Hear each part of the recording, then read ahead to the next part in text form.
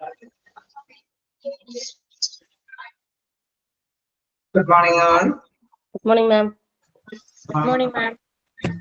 Good Good morning, ma'am. Okay, good morning. എല്ലാവരും ലീഗലാലിറ്റിക് അതെ വായിച്ചു നോക്കിക്കൊണ്ടിരിക്കുകയായിരിക്കും അല്ലെ? 5 ദിവസം എടുത്ത് വായിച്ചു നോക്കിയായിരുന്നോ?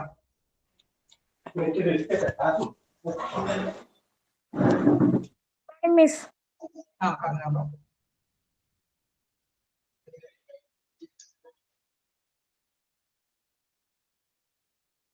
എന്തെങ്കിലും ഡൗട്ടുകളുണ്ടോ വായിച്ചു നോക്കിയിട്ട്? മിസ് മെഡിക്കോ ലീഗൽ കേസ് ഒന്നുകൂടെ ഒന്ന് പറഞ്ഞുതരുമോ? ഓക്കെ, മെഡിക്കോ ലീഗൽ കേസ് പറയാം.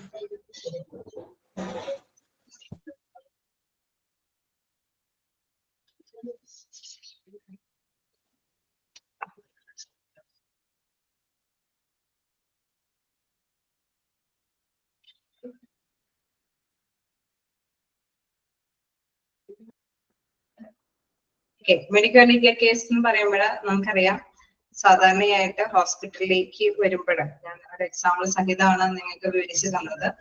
സാധാരണയായിട്ട് വലിയ കുഴപ്പമില്ലാത്ത കേസുകളാണെങ്കിൽ അവിടെ ലീഗൽ ഇഷ്യൂസുകളൊന്നും വരില്ല അല്ലെ.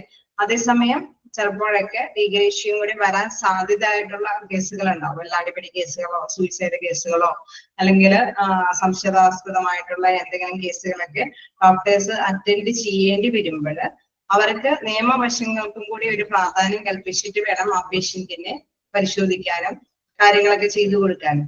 അങ്ങനെ ഉണ്ടാവില്ലേ ഹോസ്പിറ്റലിലാവുമ്പോൾ? ഉണ്ടാവില്ലേ? ഓക്കെ, അത് തന്നെയാണ് ഇവിടെ ഉദ്ദേശിക്കുന്നത്. Is a case of injury or illness where they attending doctor after taking the history of illness and clinical investigation consider that investigations by law enforcing agencies are warranted to find out circumstances and fix the responsibility regarding the same. അതായത് ഡോക്ടറുടെ duty ചെയ്യുകയും വേണം, അതോടൊപ്പം തന്നെ നിയമ നടപടികൾക്ക് വേണ്ടിയിട്ട് പേഷ്യന്റിനെ വിട്ടുകൊടുക്കുകയും വേണം അല്ലെ. അപ്പൊ അങ്ങനെയുള്ള കണ്ടീഷൻ വരുമ്പോൾ എന്താണ്, ആദ്യം തന്നെ ഡോക്ടറിന്റെ മുമ്പിൽ വന്നിരുന്ന പേഷ്യന്റ് ഹിസ്റ്ററി എന്തുകൊണ്ടാണ് ഇത് സംഭവിച്ചതെന്നുള്ളത് ചോദിച്ചറിഞ്ഞ് ആ രോഗിക്ക് ആവശ്യമായിട്ടുള്ള പരിചരണം കൊടുക്കണം അല്ലെ. അതാണ് പറയുന്നത് is a case of injury or illness where the attending doctor after taking the history of illness, എന്താണ് ഈ രോഗാവസ്ഥയ്ക്ക് കാരണം, ഇങ്ങനെയുള്ള അല്ലെ, എന്തുകൊണ്ടാണ് ഇത്രയും വലിയ മുറിവ് സംഭവിച്ചത്, അത് ചോദിച്ച് മനസ്സിലാക്കി അവർക്ക് ആവശ്യമായിട്ടുള്ള അല്ലെ പരിചരണം കൊടുക്കണം. They consider that investigation by law enforcing agencies are warranted to find out circumstances. In case നമുക്കറിയാം ലോയുടെ മുൻപിൽ അല്ലെ ഈ വ്യക്തിയും കൂടി അതിന് പ്രാധാന്യം കൊടുക്കേണ്ടത് കൊണ്ട് തന്നെ നെക്സ്റ്റ് എന്താണ്, അവര് ഏതെങ്കിലും ഏജൻസികൾ അതിന്റെ പരിശോധന നടപടികൾക്ക് വേണ്ടി വരികയാണെങ്കിൽ അടുത്ത ഘട്ടം ഡോക്ടറിന്റെ ശുശ്രൂഷ രംഗം കഴിഞ്ഞു കഴിഞ്ഞാൽ അടുത്ത ഘട്ടം അവർക്കായിട്ട് വിട്ടുകൊടുക്കേണ്ടതായിട്ട് വരും. കാരണം അവർക്ക് ഫിസിക്കലായിട്ട് അല്ലെങ്കിൽ മെന്റലി എന്തെങ്കിലുമൊക്കെ ഇൻഫോർമേഷൻസ് കളക്ട് ചെയ്യേണ്ടതുണ്ടാവും. ഓക്കെ, ക്ലിയർ ആയോ? എന്താണ് ഉദ്ദേശിച്ചെന്നുള്ളത്? ഓക്കെ, ഇതാണ് മെഡിക്കൽ ലീഗൽ കേസിൽ വരുന്ന കേസുകൾ അറ്റൻഡ് ചെയ്യുമ്പോഴുണ്ടാവുന്ന നടപടിക്രമം. അപ്പൊ ഡോക്ടർ ഡ്യൂട്ടി ചെയ്യേണ്ട വരെയും ചെയ്യും. കേസ് നമുക്കറിയാം, ചിലപ്പോൾ പോലീസുകാർക്കോ അല്ലെങ്കിൽ മറ്റേതെങ്കിലും അല്ലെ ഫോറൻസിക് റിപ്പോർട്ടുകാർക്കോ അങ്ങനെ ആർക്കെങ്കിലൊക്കെ ഈ പേഷ്യന്റിന്റേതായിട്ടുള്ള വിവരങ്ങളൊക്കെ കളക്ട് ചെയ്യേണ്ടതുണ്ടെങ്കിൽ അത്തരം ഇൻവെസ്റ്റിഗേഷന് വേണ്ടിയിട്ട് അവർക്ക് ആ ഏജൻസിക്ക് രോഗിയെ വിട്ടുകൊടുക്കേണ്ടതായിട്ട് വരുമെന്നുള്ളത്.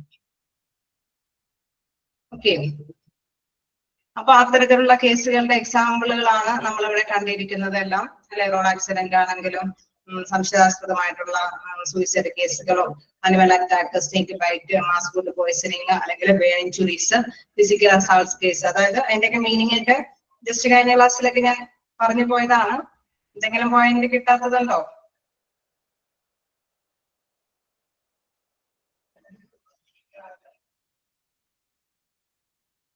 ഓക്കെ, നമുക്കിനി നെക്സ്റ്റ് ഭാഗത്തേക്ക് പോകാം. ക്ലിയർ അല്ലേ?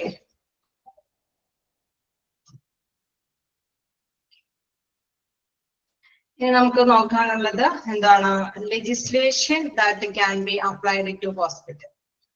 അതായത് നമുക്കറിയാം കുറെ നിയമങ്ങളുണ്ട് അല്ലെ, കുറെ ആക്ടുകളൊക്കെ ഉണ്ട്. അതായത് ഇപ്പൊ ഒരു ഹോസ്പിറ്റലാണെങ്കിലും അത് ഒരു വ്യവസായ സംരംഭം തന്നെയാണ് ഹോസ്പിറ്റൽ അല്ലെ.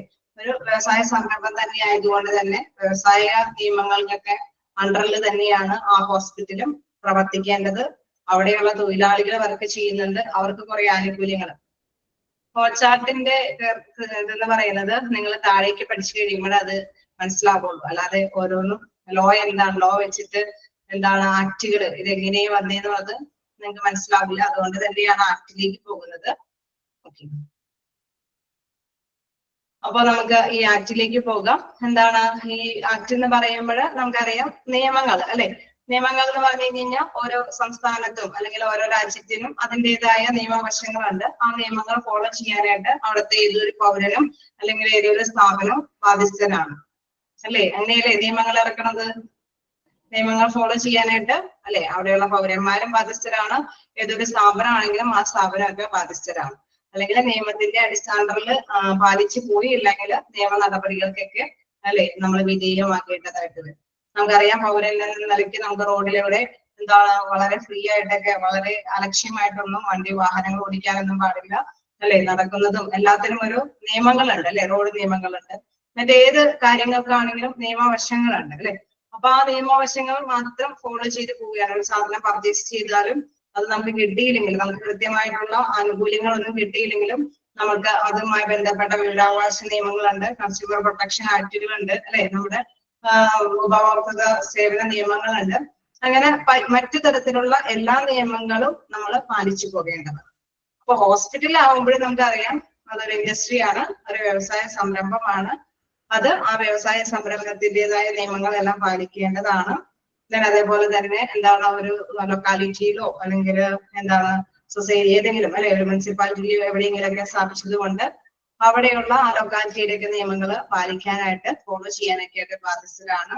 അതോടൊപ്പം തന്നെ അവിടെ വർക്കേഴ്സ് ജോലി ചെയ്യുന്നുണ്ട് അല്ലേ. അപ്പൊ വർക്കേഴ്സിന് ആവശ്യമായിട്ടുള്ള ആനുകൂല്യങ്ങളെല്ലാം ഹോസ്പിറ്റലുകാർ പ്രൊവൈഡ് ചെയ്യേണ്ടതുണ്ട്. ഇൻ കേസ് അങ്ങനെ കിട്ടിയില്ലെങ്കിൽ നിയമ നടപടികൾക്ക് വേണ്ടിയിട്ട് അവർക്ക് കോടതിയൊക്കെ സമീപിക്കാവുന്നതാണ്. അപ്പൊ അത്തരം ലോകളൊക്കെ എന്താണ് ഹോസ്പിറ്റലുകാര് പാലിച്ചു പോകേണ്ടതുണ്ട്. ക്ലിയർ ആവുന്നുണ്ടോ എന്താണ് ഉദ്ദേശിക്കുന്നതെന്നുള്ളത്? കുറെ ആക്ടുകൾ എന്തുകൊണ്ടാണ് നമ്മൾ പഠിക്കേണ്ടി വരുന്നതെന്നുള്ള ഉദ്ദേശം മനസ്സിലാവുന്നുണ്ടോ? നമ്മൾ വൈകാട്ടൊന്നും പഠിക്കണ്ട കേട്ടോ, ജസ്റ്റ് മനസ്സിലാക്കി പോയാൽ മതി. ഓക്കെ, അതായത് നമ്മൾ ഹോസ്പിറ്റൽ ആവുമ്പോൾ ഹോസ്പിറ്റൽ ഒരു ഇൻഡസ്ട്രി ആണ്, ഇൻഡസ്ട്രിയുടെ നിയമങ്ങൾ പാലിക്കേണ്ടതുണ്ട്. അവിടെയുള്ള വർക്കേഴ്സിന് കുറെ നിയമങ്ങൾ കാര്യങ്ങളൊക്കെ ഉണ്ട്. അതനുസരിച്ചിട്ട് തന്നെ വർക്കേഴ്സിന്റെ ആനുകൂല്യങ്ങളൊക്കെ കിട്ടാൻ വേണ്ടിയിട്ട് ഹോസ്പിറ്റലുകാര് അത് കൈകാര്യം ചെയ്യേണ്ടി പോകേണ്ടതുണ്ട്. നമുക്കറിയാം ഇൻ കേസ് അല്ലെ നമുക്ക് എന്താണ് ഹോസ്പിറ്റലിലെ വേസ്റ്റുകൾ കൈകാര്യം ചെയ്യുമ്പോഴും അതിനും റൂൾസ് ആൻഡ് റെഗുലേഷൻസ് ഒക്കെ ഫോളോ ചെയ്യേണ്ടതുണ്ട്. അതെല്ലാം തന്നെ എന്തൊക്കെ നിയമങ്ങളുണ്ടോ ആ നിയമങ്ങളെല്ലാം ഹോസ്പിറ്റലിനെ ബാധിക്കുന്നതാണെങ്കിൽ അത് ഫോളോ ചെയ്യാനായിട്ട് ഹോസ്പിറ്റലുകാരും തയ്യാറാകേണ്ടതുണ്ട്. അപ്പൊ അതുമായി ബന്ധപ്പെട്ട കുറച്ച് നിയമങ്ങളിലേക്കാണ് പോകുന്നത്. ഓക്കെ അല്ലേ, ഒരു ജസ്റ്റ് ഒരു ഐഡിയ എന്താന്ന് കിട്ടിയില്ലേ?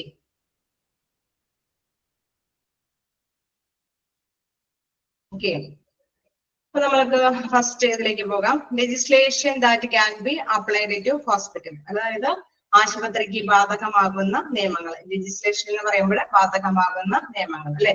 ജനറൽ ആക്ട്സ്, ജനറൽ ആയിട്ടുള്ള കുറെ നിയമാവശങ്ങളുണ്ട്. ഇൻഡസ്ട്രിയൽ ഡിസ്പ്യൂട്ട് ആക്ട് 1947, അതിൽ ഫസ്റ്റ് ഒരു ആക്ട് എന്ന് പറയുന്നത് വ്യവസായ തർക്ക നിയമമാണ്. 1947 ഫോം ചെയ്തിരിക്കുന്ന വ്യവസായ തർക്ക നിയമത്തിന്റെ കീഴിൽ വരുന്നത്. എന്തുകൊണ്ടാണ് വ്യവസായ തർക്ക നിയമം ഫോളോ ചെയ്യണമെന്ന് പറയുന്നത്? Hospital comes under the term industry അല്ലെ. ഹോസ്പിറ്റൽ എന്തിന്റെ അണ്ടറിലാണ് വരുന്നത്? ഒരു വ്യവസായ സംരംഭം എന്ന നിലയിലാണ് അത് ഫോം ചെയ്യുന്നത്, രൂപീകരിക്കുന്നത്. ആ ക്വസ്റ്റ്യൻ ഇറക്കി കാണാറുണ്ട്. എന്തിന്റെ അണ്ടറിലാണോ? ഫാക്ടറിയുടെ അണ്ടറിലാണോ? ഇൻഡസ്ട്രിയുടെ അണ്ടറിലാണോ? കമ്പനിയുടെ അണ്ടറിലാണോ? എന്തിന്റെ അണ്ടറിലാണോ ഹോസ്പിറ്റൽ രൂപീകരിക്കുന്നത് അല്ലെ? Hospital comes under the term industry, വ്യവസായം എന്ന അതിന്റെ അണ്ടറിലാണ് ഹോസ്പിറ്റല് രൂപീകരിക്കുന്നത്. ഓക്കെ, നമുക്ക് ഒരുപാട് എന്താ പറയുക ആഴത്തിലൊന്നും പഠിക്കേണ്ട. എന്താണ് ഇൻഡസ്ട്രിയൽ ഡിസ്പ്യൂട്ട് ആക്ട് എന്നോ മിനിമം വേജസ് ആക്ട് എന്നോ അങ്ങനെയുള്ള കുറെ കാര്യങ്ങളൊന്നും നമുക്കറിയാം, അതൊന്നും തീരില്ല അല്ലെ. ഒരുപാട് നിയമങ്ങളെ സംബന്ധിച്ച് നിയമങ്ങൾ എന്തുകൊണ്ട് ഇൻട്രൊഡ്യൂസ് ചെയ്തു, അതെങ്ങനെയാണ് സ്റ്റാർട്ട് ചെയ്തു വന്നത്, അത് എന്തൊക്കെ കാര്യങ്ങൾ അടങ്ങിയിട്ടുണ്ട്, അങ്ങനെ ഒരുപാട് ചിന്തകൾ അല്ലെ, സെക്ഷൻ ആയിട്ടുള്ള കുറെ കാര്യങ്ങളുണ്ട്. അതൊന്നും നിങ്ങൾ പഠിക്കണമെന്നില്ല, ജസ്റ്റ് അറിയാവുന്ന കാര്യങ്ങൾ അല്ലെ, ജസ്റ്റ് ഒന്ന് മനസ്സിലാക്കി വെക്കുക. പിന്നെ ആ ഇയറുകൾ ഒന്ന് നോട്ട് ചെയ്ത് പോവാ. ഇടയ്ക്കിടയ്ക്ക് കാണാറുണ്ട്. Industrial dispute act 1947. അതിൽ ഫസ്റ്റ് പോയിന്റും ഒന്ന് നോട്ട് ചെയ്യാം. Hospital comes under the term industry. Next പറയുന്നത് can be applied when number of employees more than 50. അല്ലെ, അതായത് ഒരു 50 അല്ലെ 50% 50 ജീവനക്കാരെ അവിടെ വർക്ക് ചെയ്യുന്നുണ്ടെങ്കിലാണ് അതെന്താണ് ഇൻഡസ്ട്രിയുടെ ലെവലിലേക്ക് വരുന്നത്. ഒരു ഹോസ്പിറ്റൽ ആകുമ്പോൾ എന്താണ് ഒരു 50% അത്രത്തോളം എണ്ണം ആളുകൾ അവിടെ വർക്ക് ചെയ്യുന്നുണ്ടെങ്കിൽ അത് നമ്മൾക്ക് വ്യവസായം എന്ന രീതിയിൽ തന്നെ ആക്ട് ഫോളോ ചെയ്യുന്ന കാര്യങ്ങളൊക്കെ നമുക്ക് ആനുകൂല്യങ്ങൾ നേടിയെടുക്കാനായിട്ട് സാധിക്കും. അവിടെയുള്ള വർക്കേഴ്സ്, അത് മാത്രമല്ല നമുക്കെല്ലാം എന്തെങ്കിലും തർക്കങ്ങൾ വരുമ്പോഴല്ലേ, ഇപ്പൊ നമ്മൾ ഹോസ്പിറ്റലിൽ ഒരു സ്റ്റാർട്ട് ചെയ്തു, ഇതുമാതിരി തന്നെ വേറൊരു ഹോസ്പിറ്റലും അവിടെ അടുത്ത് സ്റ്റാർട്ട് ചെയ്തു. അപ്പൊ വ്യവസായ തർക്കങ്ങൾ വരാൻ സ്വാഭാവികമാണ് അല്ലെ.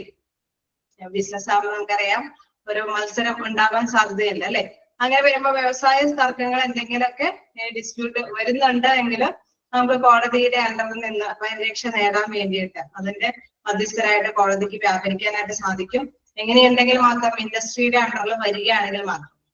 ഓക്കെ, അതാണ് ഇൻഡസ്ട്രിയൽ ഡിസ്പ്യൂട്ട് ആക്ട് എന്ന് പറയുന്നത്. വ്യവസായ തർക്കങ്ങളൊക്കെ ഉണ്ടെങ്കിൽ അതിനെ മധ്യസ്ഥം വഹിക്കാനായിട്ട് കോടതിക്ക് സാധിക്കും.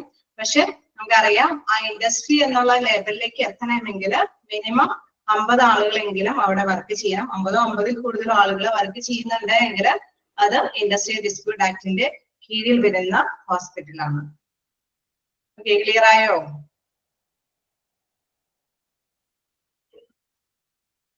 ക്ലിയർ ആവുന്നുണ്ടോ? ഓക്കെ, ഇൻഡസ്ട്രിയൽ ഡിസ്പ്യൂട്ട് ആക്ട് എന്ന് പറയുന്നത് 1947 രൂപീകൃതമായിട്ടുള്ള ഒരു വ്യവസായ നിയമം, തർക്ക നിയമമാണ്. ആ തർക്ക നിയമം അത് ഫോളോ ചെയ്യേണ്ടതായിട്ട് വരുന്നതിന് കാരണം ഹോസ്പിറ്റല് ഇൻഡസ്ട്രിയുടെ അണ്ടറിലാണ് വരുന്നത്. അതായത് വ്യവസായ സംരംഭം എന്ന ലേബലിലാണ് ഹോസ്പിറ്റൽ അറിയപ്പെടുന്നത്. നമുക്കറിയാം ഒരു കമ്പനി ആയിട്ടല്ല അല്ലെങ്കിൽ ഫാക്ടറി ആയിട്ടല്ല ഹോസ്പിറ്റലുകൾ രൂപീകരിക്കുന്നത്.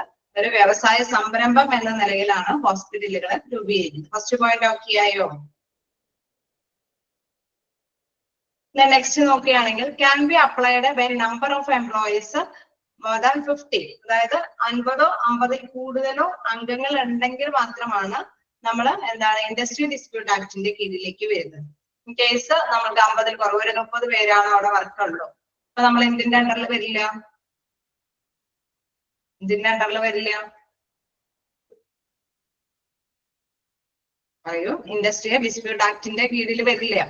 കാരണം അംഗങ്ങളുടെ എണ്ണം അല്ലെ, അവിടെയുള്ള ജീവനക്കാരുടെ എണ്ണം കുറവാണ്. 20 ഒക്കെ അംഗങ്ങളാണ് ഉള്ളതെങ്കിൽ ഇൻഡസ്ട്രിയൽ ഡിസ്പ്യൂട്ട് ആക്ടിന്റെ കീഴിൽ വരില്ല. പക്ഷെ നമുക്കറിയാം ഇൻഡസ്ട്രി ആയിട്ട് തന്നെയാണ് ഫോം ചെയ്യുന്നത്. പക്ഷെ ഈ ആക്ടിന്റെ കീഴിലുള്ള ആനുകൂല്യങ്ങളൊന്നും നേടിയെടുക്കാൻ സാധിക്കില്ല, കാരണം അംഗങ്ങളുടെ എണ്ണം കുറവാണ്. അതേസമയം മിനിമം 50 കൂടുതലോ അംഗങ്ങളുണ്ട് എങ്കിൽ തീർച്ചയായിട്ടും ഇൻഡസ്ട്രിയൽ ഡിസ്പ്യൂട്ട് ആക്ടിന്റെ ായിട്ടുള്ള നിയമ നടപടികൾ വിധേയമായിട്ട് പാലിക്കേണ്ടതായിട്ടും വരും. അതിന്റെ ആനുകൂല്യങ്ങൾ എന്തെങ്കിലും ലഭിക്കാനായിട്ട് അർഹതയുണ്ടെങ്കിൽ ലഭിക്കുകയും ചെയ്യും. ഓക്കെ, ക്ലിയർ ആയോ? Second point. ഓക്കെ, അത്രയാണ്, ജസ്റ്റ് മനസ്സിലാക്കി പോകാനേ ഉള്ളൂ.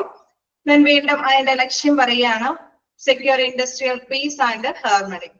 എന്താണ് നമുക്കറിയാം, അതിന്റെ ഒരു വ്യവസായ സംരംഭമൊക്കെ ആണെങ്കിൽ അതിന്റെ ഐക്യം കാത്തു സൂക്ഷിക്കാൻ വേണ്ടിയിട്ട് സമാധാനത്തോട് കൂടിയിട്ട് ആ സംരംഭം മുന്നോട്ട് കൊണ്ടുപോവുക എന്നുള്ള ലക്ഷ്യമാണ് ഇതിൽ പ്രധാനമായിട്ടുള്ളത്. നമ്മൾ നേരത്തെ പറഞ്ഞ മാതിരി ഇപ്പൊ മുട്ടിന് ഹോസ്പിറ്റലാണ് അല്ലെ, അടുത്തടുത്ത് തന്നെ പല ഹോസ്പിറ്റലുകളും രൂപീകരിക്കുന്നുണ്ട്. അങ്ങനെ വരുമ്പോൾ നമുക്കറിയാം നമ്മുടെ ഹോസ്പിറ്റലിൽ വരേണ്ട പേഷ്യൻസ് തന്നെയാണ് അടുത്ത ഹോസ്പിറ്റലിലും പോകുന്നത് അല്ലെ. അങ്ങനെ വരുമ്പോൾ തർക്കങ്ങൾ വരാനായിട്ടുള്ള സ്വാഭാവികമായിട്ടുള്ള അന്തരീക്ഷം വരും അല്ലെ.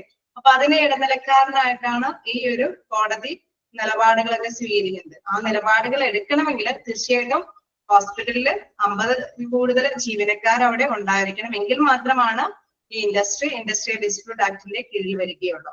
അപ്പൊ അതിലെ ഫസ്റ്റ് പോയിന്റ് മെയിൻ ആയിട്ടുള്ള ഒരു ലക്ഷ്യം എന്ന് പറയുന്നത് secure industrial peace and harmony എന്ന് വെച്ചാൽ നമ്മുടെ വ്യവസായ സമാധാനം ഉറപ്പാക്കുക, അല്ലെങ്കിൽ അവിടെ ഐക്യം കാത്തു സൂക്ഷിക്കുക എന്നുള്ളതാണ് പ്രധാനപ്പെട്ട ലക്ഷ്യം. ഓക്കെ, ക്ലിയർ ആയോ?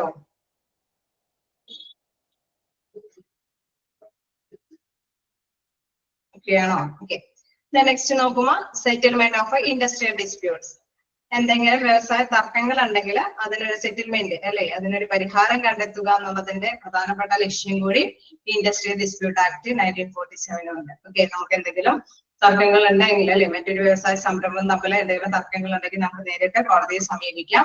കോടതി അതിന്റെ നിയമ നടപടികൾക്ക് അനുസരിച്ച് നമ്മളുടേതായിട്ടുള്ള ആനുകൂല്യങ്ങൾ കിട്ടേണ്ടതുണ്ടെങ്കിൽ തീർച്ചയായിട്ടും നമുക്ക് അത് ലഭിക്കുക തന്നെ ചെയ്യും.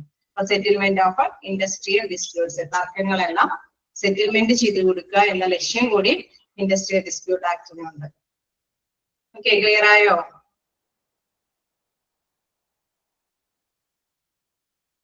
ഓക്കെ, ഇത്രയും പോയിന്റേ ഉള്ളൂ ഇൻഡസ്ട്രിയൽ ഡിസ്പ്യൂട്ട് ആക്ടിനെ കുറിച്ചിട്ട്.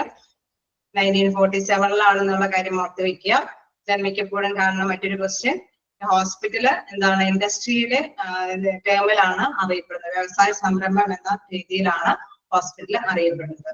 ഇങ്ങനെയുള്ള ക്വസ്റ്റ്യൻസ് അങ്ങനെ കാണാറില്ല, ജസ്റ്റ് മനസ്സിലാക്കി വെക്കുക. 50-ൽ കൂടുതൽ അംഗങ്ങൾ ഉണ്ട് എങ്കിലാണ് ഈ ആക്ടിന്റെ കീഴിലേക്ക് വരുന്നത് അല്ലെ. ഞാൻ എന്താണ് അതിന്റെ ലക്ഷ്യം എന്ന് പറയുന്നത്, പീസ് ആൻഡ് ഹാർമണി, അതേമാതിരി തന്നെ industrial peace and harmony. Next എന്ന് പറയുന്നത് സെറ്റിൽമെന്റ് ഓഫ് ഇൻഡസ്ട്രിയൽ ഡിസ്പ്യൂട്ട്, തർക്കങ്ങളെല്ലാം സെറ്റിൽമെന്റ് ചെയ്യുക, സമാധാനം, വ്യവസായപരമായിട്ടുള്ള സമാധാനവും ഐക്യവും കാത്തു സൂക്ഷിക്കുക എന്നുള്ളതാണ് പ്രധാനപ്പെട്ട ലക്ഷ്യം. ഓക്കെ അല്ലേ? ഫസ്റ്റ് ആക്ട് ഓക്കെ അല്ലേ? ജസ്റ്റ് വായിച്ചു നോക്കുക.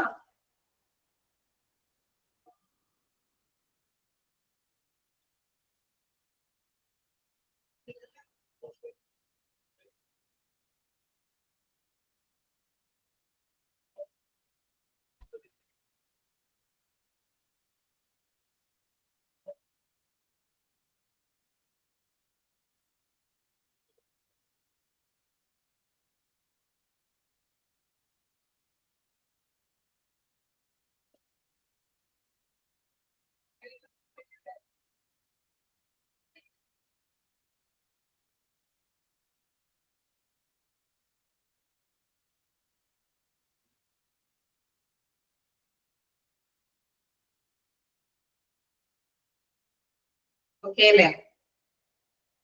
നെക്സ്റ്റിലേക്ക് പോകാം. ക്ലിയർ ആയോ? ഓക്കെ, നെക്സ്റ്റ് നോക്കാം. Minimum wages act. Minimum wages ആക്ടില് ഒരു പോയിന്റേ ഉള്ളൂ, അതായത് minimum wages fixed for a different group of workers. എന്താണ് പറയുന്നത്, വ്യത്യസ്ത ജീവനക്കാരുണ്ട് അല്ലെ. നമുക്കറിയാം നമ്മുടെ നാട്ടിൽ തന്നെ വ്യത്യസ്ത ജോലി ചെയ്യുന്ന വ്യക്തികളുണ്ട്. അവർക്ക് ഏതോ ഒരു ജോലിക്കും അതിൻ്റെതായ ഒരു മിനിമം കൂലി അവർക്ക് ലഭ്യമാകേണ്ടതുണ്ട് അല്ലെ. നമുക്കറിയാം, വെറുതെ ആരും കൊണ്ട് തൊഴിൽ ചെയ്യിപ്പിക്കരുത് അല്ലെ, അവർക്ക് അർഹമായ ഒരു കൂലി ലഭ്യമാക്കേണ്ടതുണ്ട്. അപ്പൊ മിനിമം വേജസ് ആക്ടിൽ നിങ്ങൾക്ക് ജസ്റ്റ് പഠിക്കാൻ മാത്രമേ പറഞ്ഞിട്ടുള്ളൂ. എന്താണ് മിനിമം വേജസ് ആക്ട് എന്താണ്? 1948 അത് ഫോം ചെയ്തിരിക്കുന്നത്. then എന്താണ് അതിൽ പറയുന്നത്, minimum wages fixed for a different group of persons അല്ലെ. ഓരോ സ്ഥാപനത്തിൽ ഒരു പ്രത്യേക ജോലിക്കാരന് നൽകേണ്ട ഏറ്റവും മിനിമം ആയിട്ടുള്ള ഒരു തുക അല്ലെ, അത് ഒരു ഫിക്സ് ചെയ്തിട്ടുണ്ട്. അത് ഫിക്സഡ് ആണ്. നമുക്കറിയാം മിനിമം ഒരു വേജസ് അല്ലെ. ഇപ്പൊ നമ്മളൊരു ഓട്ടോ വിളിച്ച് പോയാൽ പോലും നമുക്കറിയാം മിനിമം പേയ്മെന്റ് ഉണ്ട് അല്ലെ. എന്ന് പറഞ്ഞാൽ മാത്രമേ ഒരു തൊഴില് അത് കൊടുക്കുകയാണെങ്കിൽ തീർച്ചയായിട്ടും ഒരു മിനിമം വേജസ് ആ വ്യക്തിക്ക് അർഹതപ്പെട്ടതാണ്.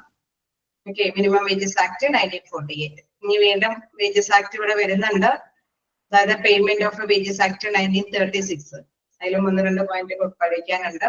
ഒരുപാട് പോയിന്റ്സ് ഒന്നും നിങ്ങൾക്ക് പഠിക്കാൻ കേട്ടോ, കാരണം തീരുമില്ല, ഒരുപാട് ആക്ടുകൾ കാണിക്കുന്നുണ്ട്. ജസ്റ്റ് 1-2 പോയിന്റ് എന്താണെന്നുള്ളത് മനസ്സിലാക്കി വെക്കുക എന്ന് മാത്രമേ ഉള്ളൂ. അപ്പൊ നമുക്കറിയാം ഹോസ്പിറ്റൽ ആണെങ്കിലും ഡിഫറെന്റ് കാറ്റഗറിയിലുള്ള പേഴ്സൺസ് അവിടെ വർക്ക് ചെയ്യുന്നുണ്ട് അല്ലെ. പക്ഷെ ചിലർക്കെങ്കിലും മിനിമം കൂലി കൊടുത്തെങ്കിലും അവരെ തൃപ്തിപ്പെടുത്തേണ്ടതാണ്. മിനിമം കൂലിക്കും അർഹതപ്പെട്ട വ്യക്തികളും അവിടെ വർക്ക് ചെയ്യുന്നുണ്ട്. ഓക്കെ, നമുക്കറിയാം ഓരോരുത്തരുടെ വ്യത്യസ്ത കൂലികളായിരിക്കും അല്ലെ. വ്യത്യസ്ത കൂലികളായിരിക്കില്ലേ? വ്യത്യസ്തമായിരിക്കില്ലേ? ഇല്ലേ? ഡോക്ടറിന്റെ സാലറിയും നഴ്സിന്റെ സാലറിയും ഓക്കെ, അത് തന്നെയാണ് അവിടെ ഉദ്ദേശിക്കുന്നത്. എങ്കിലും അർഹതപ്പെട്ട ഒരു മിനിമം വേജസ് ഓരോ തൊഴിലാളിക്കും അവിടെ ലഭ്യമാക്കേണ്ടത് ഉറപ്പുവരുത്തുന്നു. Minimum wages act 1948. നെക്സ്റ്റ് നോക്കാനുള്ളത് എംപ്ലോയീസ് പ്രൊവിഡന്റ് ഫണ്ട് ആക്ട് 1952. ഇതില് നമുക്ക് കൂട്ടിച്ചേർക്കാനൊന്നുമില്ല കേട്ടോ. ആക്ട് എന്താണോ പറയുന്നത് അത് അങ്ങനെ തന്നെ മനസ്സിലാക്കി വെക്കുക എന്ന് മാത്രമേ ഉള്ളൂ. അതുകൊണ്ട് തന്നെ അതിൽ കുറെ സംശയങ്ങളുണ്ട്, കുറെ കാര്യങ്ങൾ കൂട്ടിച്ചേർക്കാനൊക്കെ നമുക്ക് ഉണ്ടാവും അല്ലെ. ഡിസ്കഷൻ കാര്യത്തിനൊക്കെ വെട്ടി കഴിഞ്ഞാൽ നമുക്ക് ഒരുപാട് കാര്യങ്ങളൊക്കെ പറയാനുണ്ടാവും. പക്ഷെ എന്താണ് ജസ്റ്റ് ഒന്ന് മനസ്സിലാക്കി പോവുക. ആക്ട് എന്താണ്, അതിൽ പറഞ്ഞിരിക്കുന്ന ആക്ട് നിയമം എന്താണോ അത് ജസ്റ്റ് മനസ്സിലാക്കി പോവുക. ഇതിൽ എന്താണ് എംപ്ലോയീസ് പ്രൊവിഡന്റ് ഫണ്ട് ആക്ട് 1952. അടുത്തൊരു ആക്ട് ആണ് എംപ്ലോയി പ്രൊവിഡന്റ് ഫണ്ട് ആക്ട് 1952. അതിന്റെ ഇയേഴ്സ് ഒക്കെ നമ്മൾ ഓർത്ത് വയ്ക്കുക. ഓക്കെ, നമുക്കറിയാം employer is needed to retrieve from its employees at stipulated rate donate an equal amount as the employers share and credit the fund regularly with the government. എന്താണ് നമ്മൾ PF നെ കുറിച്ചിട്ട് എല്ലാവർക്കും അറിയാവുന്നതായിരിക്കും അല്ലെ, PF നെ കുറിച്ചിട്ട്. അപ്പൊ പൊതുവെ എന്താണ്, ജീവനക്കാരിൽ നിന്ന് ഒരു കുറച്ച് തുക പിടിച്ചിട്ടായിരിക്കും, തൊഴിലുടമയുടെ ഭാഗത്ത് നിന്ന് കുറച്ച് തുകയും ഉണ്ടാവും. അതോടൊപ്പം തന്നെ ജീവനക്കാരുടെ സാലറിയിൽ നിന്ന് ഒരു നിശ്ചിത തുക പിടിച്ച് അത് ക്രെഡിറ്റ് ചെയ്ത് അല്ലെ, റെഗുലർലി അത് ഗവൺമെന്റിലേക്ക് ക്രെഡിറ്റ് ചെയ്ത്, നമുക്കറിയാം റിട്ടയർമെന്റ് കാലഘട്ടത്തിന് ശേഷമൊക്കെയാണ് ഈ PF നമുക്ക് ലഭ്യമാകുന്നത്. ഓക്കെ, ക്ലിയർ അല്ലേ? employer is needed to retrieve from its employee at stipulated rate അല്ലെ. റിട്രൈവ് എന്ന് വെച്ചാൽ പിടിച്ചു വെക്കുക അല്ലെ, വീണ്ടെടുക്കുക എന്ന് വെച്ചാൽ കുറച്ച് എമൗണ്ട്, ഒരു നിശ്ചിത എമൗണ്ട് എംപ്ലോയിയുടെ സാലറിയിൽ നിന്ന് പിടിച്ചു വെക്കുന്നു. Donate and equal amount as employers share, മാത്രമല്ല തൊഴിലുടമയുടെ ഷെയറും അതിനോടൊപ്പം തന്നെ കൂട്ടിച്ചേർക്കുന്നു. ദെൻ എന്താ പറയുന്നത്, and credit the fund regularly with the ഗവൺമെന്റിലേക്ക് നമ്മൾ ഇത്രയും ഫണ്ട്, ഈ ഒന്നിച്ച് പിടിക്കുന്ന ഈ ഫണ്ട് റെഗുലർ ആയിട്ട് ഗവൺമെന്റിലേക്ക് ഡെപ്പോസിറ്റ് ചെയ്യുകയാണ്. അതിനുശേഷം റിട്ടയർമെന്റിന് ശേഷം നമുക്ക് ഗവൺമെന്റിൽ നിന്നാണ് ആ ഒരു ഫണ്ട് ആനുകൂല്യം നമുക്ക് കൈപ്പറ്റാനായിട്ട് സാധിക്കുന്നത്. ക്ലിയർ ആണോ?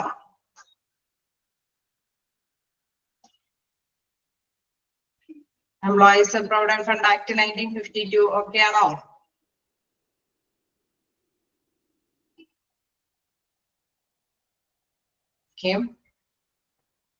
നെക്സ്റ്റ് നോക്കാം, നെക്സ്റ്റ് പോയിന്റ് നോക്കാം. Can be applied when number of employees more than 20. അതായത് ഇവിടെ പ്രധാനമായിട്ടും നമ്പർ പറയുന്നുണ്ട്.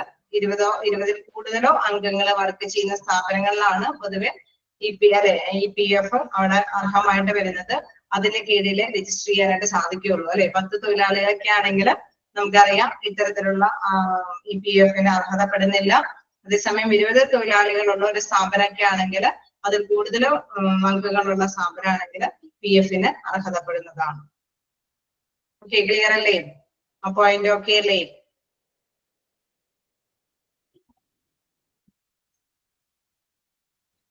ഓക്കെ ആണോ? ഞാനിങ്ങനെ ഓരോ പോയിന്റ് പറഞ്ഞു പോണത് എന്താണെന്ന് വെച്ചാൽ, ഇത് ആക്ട് ആയതുകൊണ്ടാണ് നിങ്ങൾ ക്യാച്ച് ചെയ്ത് പോകുന്നത് അല്ലെ. എളുപ്പത്തിൽ ക്യാച്ച് ചെയ്ത് പോയാൽ നമുക്ക് പോയിന്റ് ബൈ 1 ബൈ ആയിട്ട് പോകാം.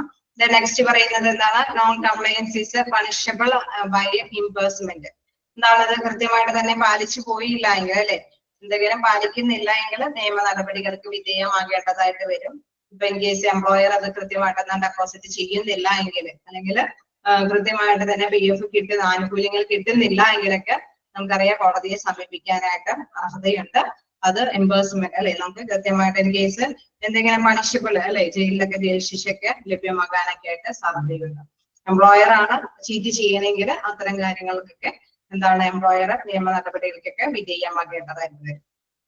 ഓക്കെ, തൊഴിലുടമ അല്ലെ, എംപ്ലോയർ എന്ന് പറയുമ്പോൾ തൊഴിലുടമ. ഓക്കെ അല്ലെ? മിനിമം വേജസ് ആക്ട് ജസ്റ്റ് വായിച്ചു നോക്കാം.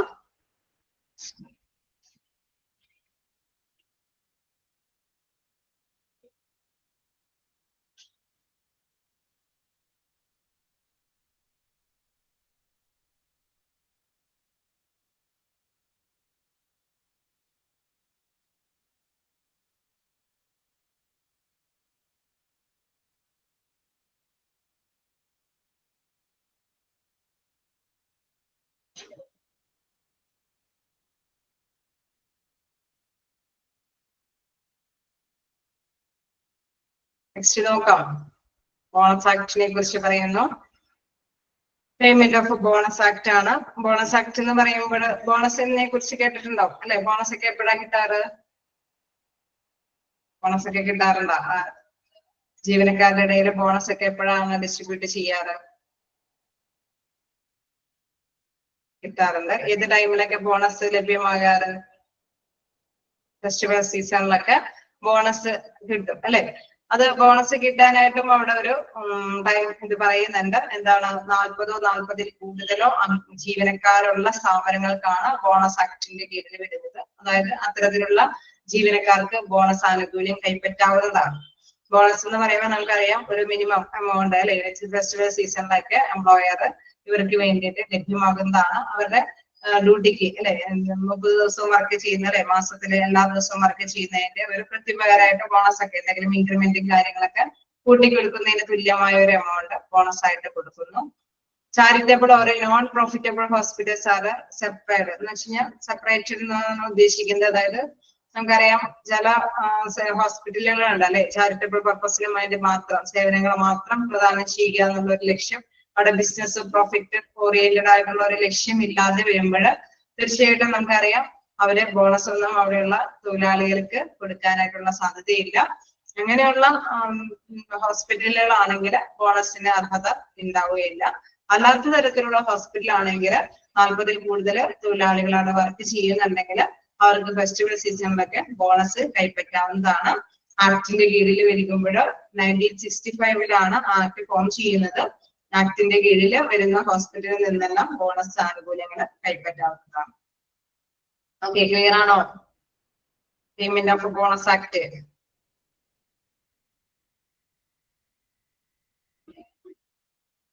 ഓക്കെയാണോ? Payment of bonus act 1965. Point just year ഓർത്ത് വെക്കുക. ബോണസ് ആക്ട് 1965 സീസണലായിട്ട് കിട്ടുന്ന ബോണസ് പേയ്മെന്റുകളാണ്. എന്താണ് ഇവിടെ പറയുന്നത്? എംപ്ലോയീസ് അല്ലെ 40-ൽ കൂടുതൽ അംഗങ്ങൾ അവിടെ വർക്ക് ചെയ്യുന്നുണ്ടെങ്കിലാണ് ബോണസ് ആക്ടിന് കീഴിൽ വരുന്നത്. ചാരിറ്റബിൾ നോൺ ചാരിറ്റബിൾ സെപ്പറേറ്റ് ചെയ്തിട്ടുണ്ട്. ചാരിറ്റബിൾ അല്ലെ നോൺ ചാരിറ്റബിൾ ആണെങ്കിൽ നമുക്ക് അർഹതപ്പെടാം. എന്ന ചാരിറ്റബിൾ പർപ്പസിന് വേണ്ടിയിട്ടുള്ള ഹോസ്പിറ്റൽ ആണെങ്കിൽ അവിടെ ബോണസിന് അർഹതപ്പെടാനായിട്ടുള്ള സാധ്യതയില്ല. നെക്സ്റ്റ് പറയുന്നത് payment of gratuity act 1972. Payment of gratuity act 1972. അതിലെന്താ പറയുന്നത്? Gratuity is payable to employees at 15 days pay for every completed year of service at the time of his or her superannuation or death. അതായത് gratuity ഒക്കെ എപ്പോഴാണ് ലഭ്യമാകുന്നത്?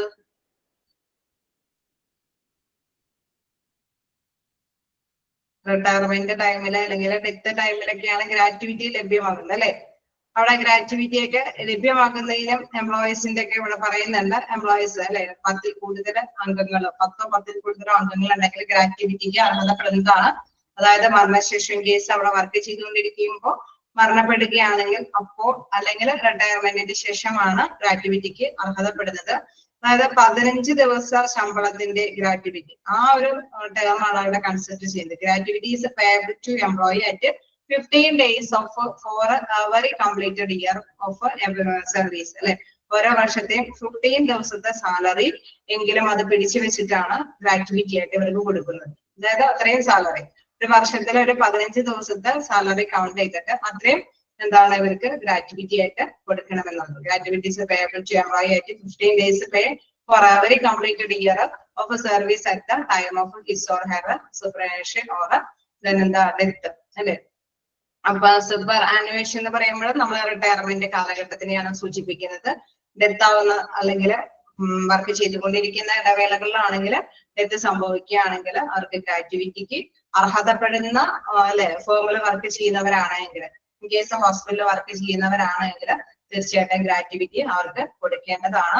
ഒരു വർഷത്തിലെ 15 ദിവസത്തെ salary കണക്കാക്കിയാണ് ഒരു ഗ്രാറ്റുവിറ്റി തുക നിശ്ചയിക്കുന്നത്. ഓക്കെ, ക്ലിയർ ആണോ?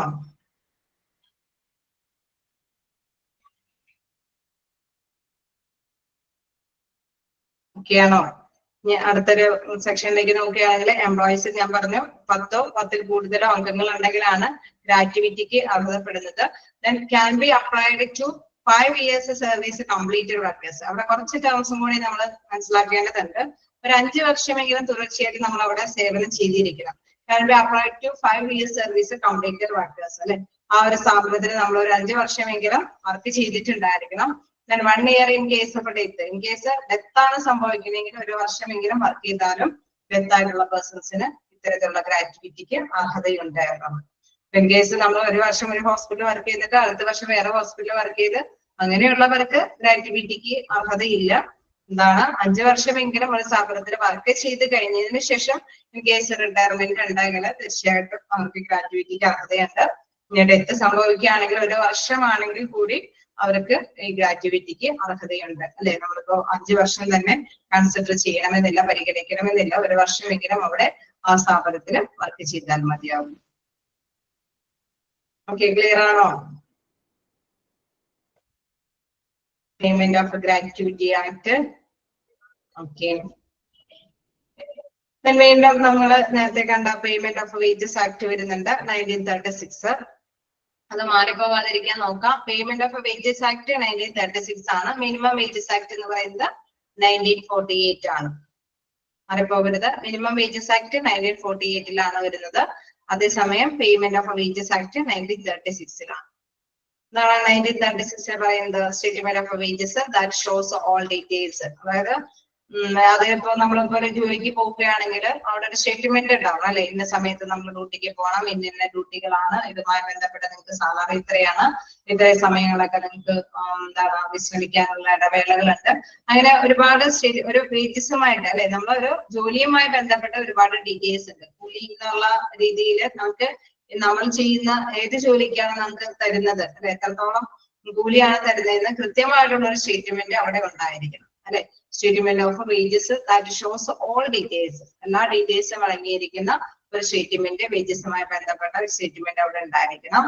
The wages must be paid during the first 7 days of the month.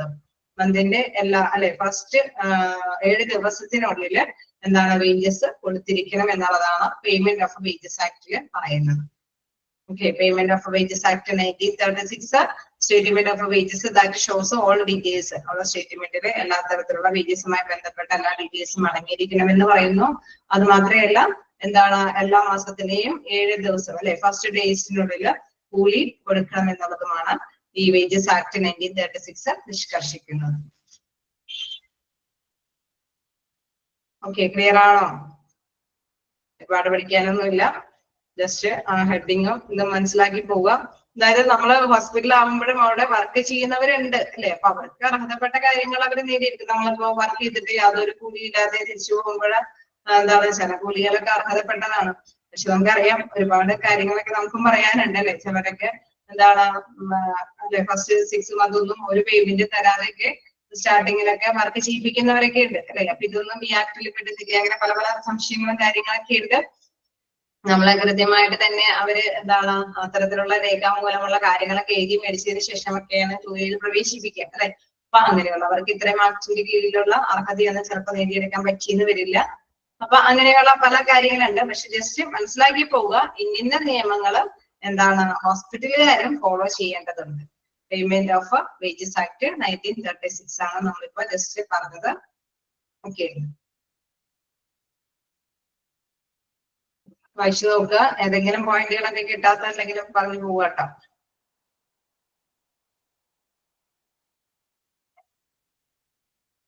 ബോറടിക്കുന്നുണ്ടോ?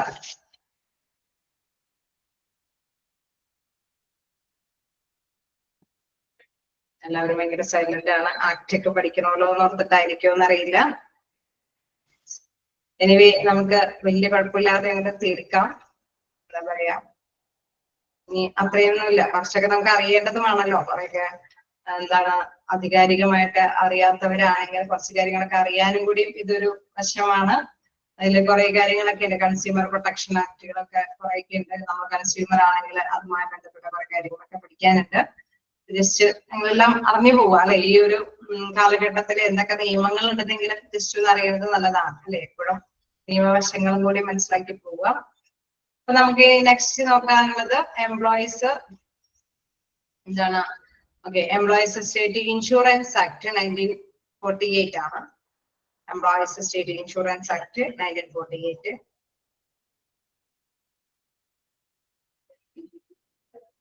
Insurance എന്ന് കേൾക്കുമ്പോൾ തന്നെ നമുക്കറിയാം ആരോഗ്യ പരിരക്ഷയുമായി ബന്ധപ്പെട്ട് വരുന്ന കാര്യങ്ങളാണ് അല്ലെ. Measure of social and health insurance ആണ് ഫസ്റ്റ് പറയുന്നത്. എന്താണ് ആരോഗ്യം അല്ലെ. സോഷ്യൽ ആയിട്ടുള്ള സമൂഹത്തിന്റെ ആരോഗ്യവുമായി ബന്ധപ്പെട്ടുള്ള ഒരു ഇൻഷുറൻസ് അല്ലെ. ആരോഗ്യ ഇൻഷുറൻസ് വളർത്തുക എന്നുള്ളതാണ് ഫസ്റ്റ് ആയിട്ട് വരുന്നത്. അതായത് കുട്ടികൾക്ക് മുതലേ നമ്മൾ ഇൻഷുറൻസ് പാക്കേജുകൾ പറയുന്നുണ്ട് അല്ലെ. അപ്പൊ പലതരത്തിലുള്ള ഇൻഷുറൻസ് പാക്കേജുകളൊക്കെ ഉണ്ട്. എംപ്ലോയീസ് സ്റ്റേറ്റ് ഇൻഷുറൻസ് ആക്ട് 1948 വരുമ്പോൾ measure of social and health insurance, ആദ്യം തന്നെ ഇൻഷുറൻസ് ആരോഗ്യ പരിരക്ഷ ഇൻഷുറൻസ് ആക്കുക എന്നുള്ളത്. നെക്സ്റ്റ് പറയുന്നത് provide financial and medical benefits to industrial employees as a precaution against sickness, maternity and employment related injury. അപ്പൊ നമ്മളിപ്പോ ഡ്യൂട്ടിയിലായിരിക്കുമ്പോഴല്ലേ, വ്യവസായ സ്ഥാപനങ്ങളിലായതുകൊണ്ട് തന്നെ, അതൊരു വ്യവസായ സ്ഥാപനമായതുകൊണ്ട് തന്നെ ഇൻഡസ്ട്രിയൽ ആയിട്ടുള്ള ആക്ടിന്റെ കീഴിൽ വരുന്ന നിയമങ്ങളെല്ലാം തന്നെ ഹോസ്പിറ്റലിലും കിട്ടും അല്ലെ.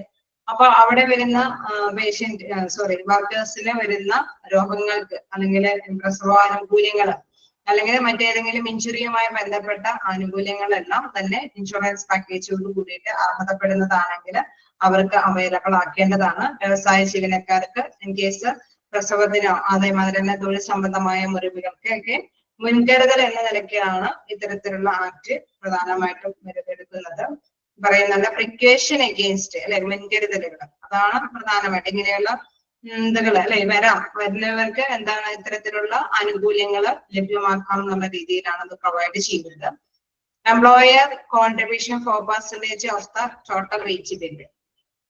അതായത് നമ്മൾ പ്രധാനമായിട്ട് പറയുമ്പോൾ അവിടെയുള്ള വർക്കേഴ്സിന് ഓരോരുത്തർക്കും അല്ലെ എംപ്ലോയറിന്റെ കോൺട്രിബ്യൂഷൻ ഉണ്ട് ഒരു 4%. ഓരോ വേജ് ബില്ലിന്റെ അനുസരിച്ച് ഓരോരുത്തർക്കും വരുന്ന വേജിന്റെ അടിസ്ഥാനത്തിൽ ഒരു 4% കോൺട്രിബ്യൂട്ടർ, അതായത് എംപ്ലോയർ ആണ്, തൊഴിലുടമയാണ് ഇതിന് വേണ്ടിയിട്ട് നീക്കി വെക്കുന്നത്. Then ESI is not applicable if a hospital are providing complete and free treatment to employees and dependents. അതായത് ചില ഹോസ്പിറ്റലുകാരൊക്കെ ഇങ്ങനത്തെ ട്രീറ്റ്മെന്റിന് അല്ലെ ഫുൾ ഫ്രീ പാക്കേജ് ആണ്. അവരുടെ ഡിപെൻഡൻസ് എന്ന് പറയുമ്പോൾ നമുക്കറിയാം പാരന്റ്സോ അല്ലെങ്കിൽ ഫസ്റ്റ് കാറ്റഗറിയിൽ വരുമ്പോ പാരന്റ്, ഹസ്ബൻഡ് ആൻഡ് വൈഫ്, അങ്ങനെയാണെങ്കിൽ ചൈൽഡ്, അവർക്കൊക്കെ ഫ്രീ ആയിട്ടുള്ള ട്രീറ്റ്മെന്റ് ആണ് അവര് എൻഷുർ ചെയ്യുന്നത്. അങ്ങനെയുള്ളവർക്ക് ഇത് ബാധകമാകണമെന്നില്ല. അല്ലാത്തവർക്ക് പൊതുവെ 4% എംപ്ലോയർ അത് കോൺട്രിബ്യൂട്ട് ചെയ്യുന്നു. ദെൻ വീണ്ടും എന്താ പറയുന്നത്, ESI നോട്ട് ആപ്ലിക്കബിൾ പറഞ്ഞു. മെഡിക്കൽ പ്രൊഫഷണൽ ആക്ട് അല്ലെ, മെഡിക്കൽ പ്രൊഫഷണൽ ആക്ട് വഴിയാണ് ഇത് എല്ലാവർക്കും ലഭ്യമാകുന്നത് അല്ലെ. അതാണ് ജീവനക്കാർക്കും ആശ്രിതർക്കും സൗജന്യമായ ചികിത്സ നൽകാൻ പറ്റാത്ത പേഷ്യൻസ് ആണെങ്കിൽ ESIയുടെ ആ ഒരു കോൺട്രിബ്യൂഷൻ ആണ് ഇവർക്ക് ലഭ്യമാകുന്നത്. അത് ഹോസ്പിറ്റലുകാരെയാണ് ESI രീതിയിൽ തന്നെ അവർക്ക് ലഭ്യമാക്കി കൊടുക്കുന്നത്. ഓക്കെ, വ്യവസായ ജീവനക്കാർക്ക് അസുഖം വരുന്ന വ്യക്തികൾക്ക് ഇൻ കേസ് ഡ്യൂട്ടിയിലായിരിക്കുമ്പോഴൊക്കെ അസുഖം വരികയാണെങ്കിൽ അല്ലെങ്കിൽ പ്രസവ ചികിത്സാബന്ധമായ കാര്യങ്ങൾക്കൊക്കെ നേരിടുന്നതിന് വേണ്ടിയിട്ടാണ് എംപ്ലോയർ 4% ഈ അവനവന്റെ കൂലിയുടെ അടിസ്ഥാനത്തിലുള്ള ഒരു 4% കൂലി കോൺട്രിബ്യൂട്ട് ചെയ്ത് സംഭാവന ചെയ്ത് വെക്കുന്നത്. തീർച്ചയായിട്ടും ചില ഹോസ്പിറ്റലുകാര് ഫുള്ളി ഇവർക്ക് ആനുകൂല്യങ്ങൾ അനുവദിക്കും. ചികിത്സാ കാർഡിന്റെ കാര്യമല്ല അത്, നമ്മൾ പറഞ്ഞ അതല്ല, പേഷ്യന്റിന്റെ ചികിത്സാ കാർഡല്ല ഉദ്ദേശിക്കുന്നത്. ഇവിടെ അവിടെയുള്ള വർക്കേഴ്സിന്റെ ആനുകൂല്യമാണ് അവിടെ ഉദ്ദേശിച്ചു പോകുന്നത്. ഓക്കെ,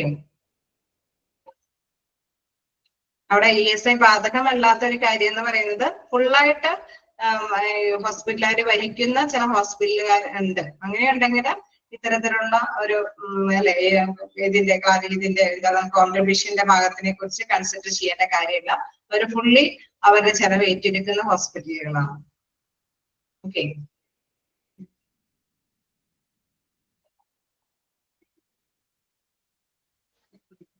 അവർക്ക് പ്രത്യേകം ഉണ്ടോ എന്ന് ചോദിച്ചാൽ ഇത്തരത്തിലുള്ള ESI നമുക്കറിയാം, ESI ലഭ്യമാകുന്ന കാർഡുള്ളവർക്ക് അല്ലെ നമുക്കറിയാം ഇന്ന ഹോസ്പിറ്റലുകാരാണ് അത് അവർക്ക് പ്രൊവൈഡ് ചെയ്യുന്നത് അല്ലെ. ഇന്ന ഹോസ്പിറ്റലുകാരുടെ ട്രീറ്റ്മെന്റുകളാണ് അവർ പ്രൊവൈഡ് ചെയ്യുന്നത്. ഇൻഷുറൻസ് കാർഡ് ഉണ്ടെങ്കിൽ എല്ലാ ഹോസ്പിറ്റലിലും നമുക്ക് അതിന്റെ ആനുകൂല്യം ലഭ്യമല്ല.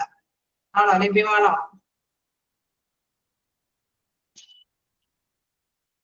ESI അതെ അല്ല. അപ്പൊ അതാണ് ഗവൺമെന്റിന്റെയും കൂടിയും ഒരു ഇതും കൂടിയും അതിൽ വരുന്നുണ്ട് അല്ലെ. അപ്പൊ അത്തരത്തിലുള്ള ആനുകൂല്യം കൈപ്പറ്റണമെങ്കിൽ തീർച്ചയായിട്ടും അവിടെ എടുത്ത് പറയുന്നത് കേന്ദ്ര സർക്കാരിന്റെ ഒരു വാഗ്ദാനം ചെയ്യുന്ന ഒരു സാമൂഹിക സുരക്ഷാ പദ്ധതിയാണ്. അത് കൂടുതൽ ഡീറ്റെയിൽ ആയിട്ട് ഇങ്ങനെ പഠിച്ചു പോവുകയാണെങ്കിൽ കുറെ പഠിക്കാനുണ്ട്. അതിൽ പറയുന്നത് ഇത്രയാണ്, കേന്ദ്ര സർക്കാർ വാഗ്ദാനം ചെയ്യുന്ന ഒരു സാമൂഹിക സുരക്ഷാ പദ്ധതിയാണത്. അപ്പൊ എംപ്ലോയീസ് സ്റ്റേറ്റ് ഇൻഷുറൻസ് ഫണ്ടാണ് അതിൽ എന്താണ് ESI ആയിട്ട് കൊടുക്കുന്നത്. ജോലിയിൽ ഇരിക്കെ ഉണ്ടാകുന്ന അപകട മരണം അല്ലെങ്കിൽ പരിക്ക്, രോഗം, പ്രസവം എന്നിവയ്ക്കൊക്കെയാണ് ഇതിനകത്തില് തൊഴിലാളികൾക്ക് സുരക്ഷ ഉറപ്പാക്കുന്നത്. എന്താണ് അതിൽ കൂടുതൽ കാര്യം പറയാനുള്ളത്? എന്താണ് പ്രതിമാസം 25,000 രൂപ അല്ലെ പ്രതിമാസ വരുമാനമുള്ളവർക്ക് ESI, അതായത് വേജസിനെ ബേസ് ചെയ്തിട്ടാണ് ESI കോൺട്രിബ്യൂഷൻ കൊടുക്കുന്നത്. ഒരു 25,000 രൂപ പ്രതിമാസം വരുമാനമുള്ളവർക്ക് ESI പരിരക്ഷ കിട്ടും. എംപ്ലോയർ ഒരു 4.75% മന്ത്ലി ഇൻകം അവരുടെ കോൺട്രിബ്യൂഷൻ ഉണ്ടാവും. ദെൻ എംപ്ലോയിയുടെ 1.75 കോൺട്രിബ്യൂഷനും കൂടി മിക്സ് ചെയ്തിട്ടാണ് അത് എന്താണ് നൽകേണ്ട സമയത്ത് അവർക്ക് മൊത്തമായിട്ട് ആ എമൗണ്ട് കോൺട്രിബ്യൂട്ട് ചെയ്യുന്നത്.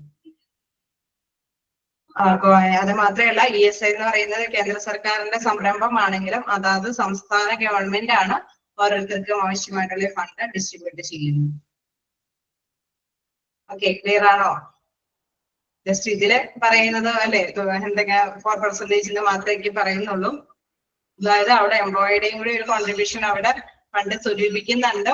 എംപ്ലോയറുടെ ഒരു ഭാഗത്തു നിന്നുള്ള ഒരു കോൺട്രിബ്യൂഷനും അതിലേക്ക് ലഭ്യമാകുന്നുണ്ട്. മിനിമം ഇത്ര ശതമാനം അല്ലെ ഇത്രയും വേജസ് മേടിക്കുന്നവർക്കാണ് ഈ കോൺട്രിബ്യൂഷൻ ആനുകൂല്യം ലഭ്യമാകുന്നുള്ളൂ. അത് മാത്രമല്ല ഇന്നിന്ന അല്ലെ ഈ സമയങ്ങളിൽ അവിടെ വർക്കേഴ്സ് അല്ലെങ്കിൽ എന്താണ് ഡ്യൂട്ടിയിലായിരിക്കുന്നവരുടെ മരണം, അതുമാതിരി തന്നെ എന്തെങ്കിലും ചികിത്സാ സംബന്ധമായിട്ടുള്ള അസുഖങ്ങൾ വരുമ്പോൾ നമുക്കറിയാം ESI കാർഡിൽ ഉൾപ്പെടുന്ന ഇതുകൾ അല്ലെ പ്രസവാനുകൂല്യം, ഇതെല്ലാമാണ് ഇതിന് അർഹതമായിട്ടുള്ള കാര്യങ്ങൾ. ക്ലിയർ ആയോ? ഞങ്ങള് ഒരുപാട് കാര്യങ്ങൾ പഠിക്കണമെന്നില്ല കേട്ടോ. എന്താണ് employees state insurance act 1948 must ആയിട്ട് നോട്ട് ചെയ്യുക. ദെൻ അവിടെ കൊടുത്തിരിക്കുന്ന എംപ്ലോയറുടെ കോൺട്രിബ്യൂഷൻ 4% ആണ്. പക്ഷെ അമെന്റ്മെന്റും കാര്യങ്ങളൊക്കെ മാറിയത് കൊണ്ട് വേരിയേഷൻ ഒക്കെ ഉണ്ട്.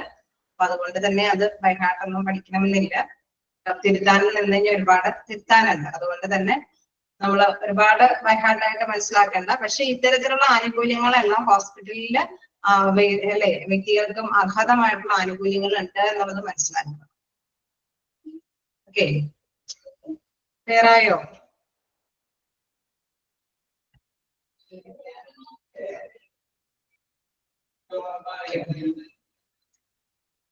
നമുക്ക് നെക്സ്റ്റ് നോക്കാനുള്ളത് ഇന്ത്യൻ മെഡിക്കൽ കൗൺസിൽ ആക്ട് 1933. അതിന്റെ ഫുൾ ഫോം ഒന്ന് മനസ്സിലാക്കി വെച്ചേരെ, എപ്പോഴും കാണാറുള്ള ക്വസ്റ്റ്യൻ ആണ്. IMC അല്ലെ IMC ആക്ട് 1933.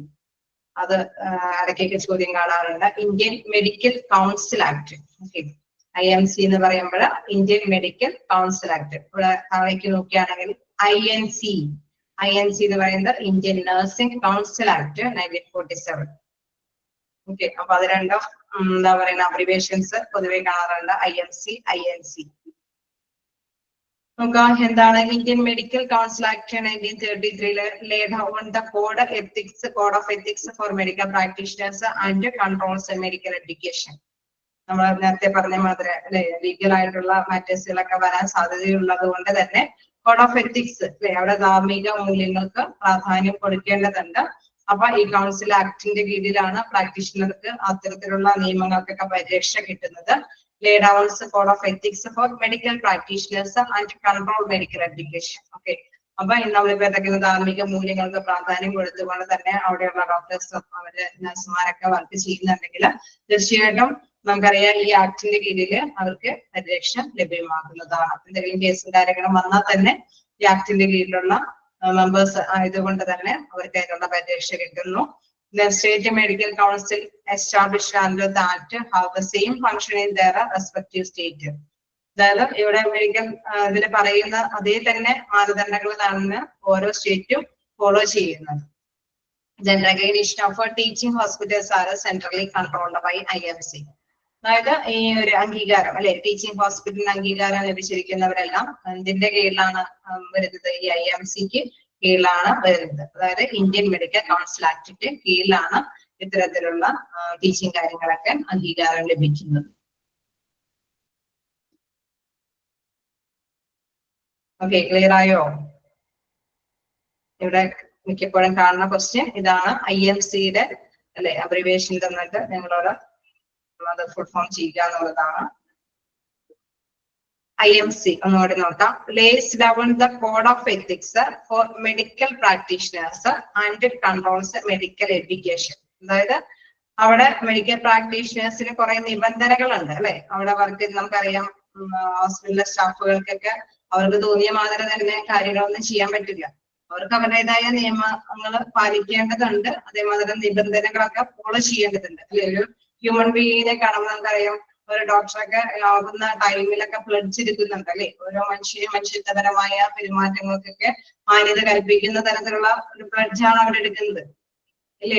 കാണാറില്ലേ നമ്മളെല്ലാവരും അതിലേക്ക് അല്ലെ. ആ പ്ലഡ്ജിനൊക്കെ പ്രാധാന്യം കൽപ്പിക്കാവുന്ന പേഴ്സൺസ് ആണ് അല്ലെ. അപ്പൊ അത് തന്നെ എന്താണ് പറയുന്നത്, അതില് ആ പ്ലഡ്ജില് പറയുന്ന കാര്യങ്ങൾ എന്താണ് അത് ഫോളോ ചെയ്യാനായിട്ട് ആ ഒരു കാര്യങ്ങൾക്ക് ഒരു തീരുമാനം ഉണ്ടാക്കുന്നത് എന്താണ് ഇന്ത്യൻ മെഡിസിൻ കൗൺസിൽ ആക്ടിന്റെ കീഴിൽ വരുന്നത് കൊണ്ടാണ്. അപ്പൊ lay down the code of ethics for medical practitioners and control medical education.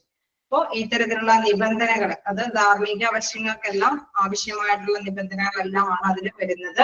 എന്നാൽ അതേമാതിരി തന്നെ ഈ നിബന്ധനകളൊക്കെ തന്നെയാണ് സ്റ്റേറ്റും ഫോളോ ചെയ്യുന്നത്. എന്നാൽ അത് മാത്രമല്ല നെക്സ്റ്റ് ഇതിൽ പറയുമ്പോൾ recognition of teaching hospitals are centrally controlled by IMC. ഇതിന്റെ ഒരു ടീച്ചിങ് ഹോസ്പിറ്റലും കാര്യങ്ങളൊക്കെ അതിന്റെയൊക്കെ അംഗീകാരം നമുക്കറിയാം. എവിടെയെങ്കിലൊക്കെ പഠിച്ചു കഴിഞ്ഞാൽ എന്താണ് വാല്യുബിൾ ആയിട്ടുള്ള സർട്ടിഫിക്കറ്റ് കിട്ടണമെന്നില്ല. കിട്ടുമോ? അതിന് അംഗീകാരമൊക്കെ കിട്ടണമെന്നുണ്ടോ? ഇല്ല അല്ലെ. അപ്പൊ നമ്മള് IMCക്ക് കീഴിലാണെങ്കിലാണ് അംഗീകൃതമായിട്ടുള്ള ഒരു സ്റ്റുഡന്റ് ആയിട്ട് വരുന്നത് അല്ലെ. അപ്പൊ അത് തന്നെയാണ് പറയുന്നത്. എല്ലായിടത്തും നമ്മളെ വിദ്യാഭ്യാസം പൂർത്തിയാക്കണമെന്നില്ല, അതിന്റെ വാല്യൂയും കൂടി നോക്കണം അല്ലെ. Recognition of teaching hospitals are centrally controlled by IMC. അപ്പൊ ഇത്തരത്തിലുള്ള ടീച്ചിങ് കാര്യങ്ങളൊക്കെ കൺട്രോൾ ചെയ്യുന്നത് IMC ആണ്, ഇന്ത്യൻ മെഡിക്കൽ കൗൺസിൽ ആക്ട് ആണ്. ജസ്റ്റ് ഒരുപാട് എക്സ്പ്ലനേഷൻ ഒന്നും ഇല്ല കേട്ടോ, അതിൽ കുറെ കാര്യങ്ങളൊക്കെ ഉണ്ട്, നമ്മൾ ജസ്റ്റ് മനസ്സിലാക്കി പോവുക. IMC എന്നുള്ളത് എന്താണ്? അത് ഒരു ആക്ട് ആണ്. അതിന് പ്രാധാന്യമായിട്ടും എന്താണ് മാനുഷിക മൂല്യങ്ങൾക്ക് ധാർമ്മിക മൂല്യങ്ങൾക്കൊക്കെ ഉള്ള കാര്യങ്ങളൊക്കെയാണ് അതില് അണ്ടറിൽ കുറെ എടുത്ത് പറയുന്നത്. ഓക്കെ, കുറെ അംഗീകാരാവശ്യങ്ങളെ കുറിച്ചിട്ടും മൂല്യങ്ങളെ കുറിച്ചിട്ടൊക്കെ അതിന്റെ കീഴിൽ ആക്ടിന്റെ കീഴിൽ പ്രതിപാദിക്കുന്നുണ്ട്. ഓക്കെ, നെക്സ്റ്റ് അതേമാതിരി തന്നെയുള്ള ഒരു ഇതാണ് ഇന്ത്യൻ നഴ്സിംഗ് കൗൺസിൽ ആക്ട് 1947. എന്തായാലും പറയുന്നത് formulate the education standards and requirements for registration of nurses. അവിടെ രജിസ്ട്രേഷൻ അല്ലെ. നമുക്ക് നഴ്സുമാരുടെ കാര്യത്തിൽ നമ്മൾ പറഞ്ഞു എവിടെ പോയി പഠിച്ചാലും ചിലപ്പോൾ അംഗീകാരം കിട്ടണമെന്നില്ല അല്ലെ. അപ്പൊ അവർക്ക് അവരുടെ ആവശ്യകതകൾ അവരുടെ മാനദണ്ഡങ്ങളൊക്കെ ഫോളോ ചെയ്യേണ്ടതുണ്ട്. ഫോർമുലേറ്റ് ദ എഡ്യൂക്കേഷൻ സ്റ്റാൻഡേർഡ്സ്, അതായത് നല്ല സ്റ്റാൻഡേർഡ് ആയിട്ടുള്ള എഡ്യൂക്കേഷൻ അത് ഫോർമുലേറ്റ് ചെയ്യുന്നത് ഇന്ത്യൻ നഴ്സിംഗ് കൗൺസിലിന്റെ ആക്ടിന് കീഴിലുള്ള ആ രീതി ഫോളോ ചെയ്യുമ്പോഴാണ്. And requirements for registration of nurses, നഴ്സുമാരുടെ രജിസ്ട്രേഷന്റെ ആവശ്യകതകളെല്ലാം തന്നെ നിർവഹിക്കുന്നതും ഇന്ത്യൻ നഴ്സിംഗ് കൗൺസിൽ ആക്ടിന്റെ കീഴിൽ വരുമ്പോഴാണ്. നമുക്കറിയാം അതിൽ ഒരുപാട് നിബന്ധനകളൊക്കെ ഉണ്ട്. ആ എഡ്യൂക്കേഷൻ സ്റ്റാൻഡേർഡ്സ് ഒക്കെ ഫോളോ ചെയ്തിട്ടുള്ള ഹോസ്പിറ്റലിൽ പോയി നമ്മൾ പഠിച്ചു കഴിഞ്ഞാൽ അല്ലെ, ആ ഇൻസ്റ്റിറ്റ്യൂഷനിൽ പോയി പഠിച്ചു കഴിഞ്ഞാൽ അംഗീകാരമുള്ള സർട്ടിഫിക്കറ്റ് കിട്ടും എന്നാണ് ഉദ്ദേശിക്കുന്നത്. ഇന്ത്യൻ നഴ്സിംഗ് കൗൺസിൽ ആക്ടിന്റെ കീഴിലുള്ള എഡ്യൂക്കേഷൻ സ്ഥാപനങ്ങളിൽ അല്ലെ, അവിടെ സ്റ്റാൻഡേർഡ് കീപ്പ് ചെയ്തിട്ടായിരിക്കും അവർ എഡ്യൂക്കേഷൻ കാര്യങ്ങളൊക്കെ കൊടുക്കുന്നത്. അത് നമുക്കറിയാം. അവിടെയുള്ള സ്റ്റുഡൻസും അത് അല്ലെ നേരാവണ്ണം നേടിയെടുക്കും. അങ്ങനെയുള്ളവർക്ക് അതിന്റെ രജിസ്ട്രേഷൻ കാര്യങ്ങളൊക്കെ കൃത്യമായ വണ്ണം അല്ലെ നല്ല വാല്യുബിൾ ആയിട്ടുള്ള രജിസ്ട്രേഷൻ കാര്യങ്ങൾ അവർക്ക് നേടിയെടുക്കാൻ സാധിക്കും. ഓക്കെ, ക്ലിയർ ആയോ?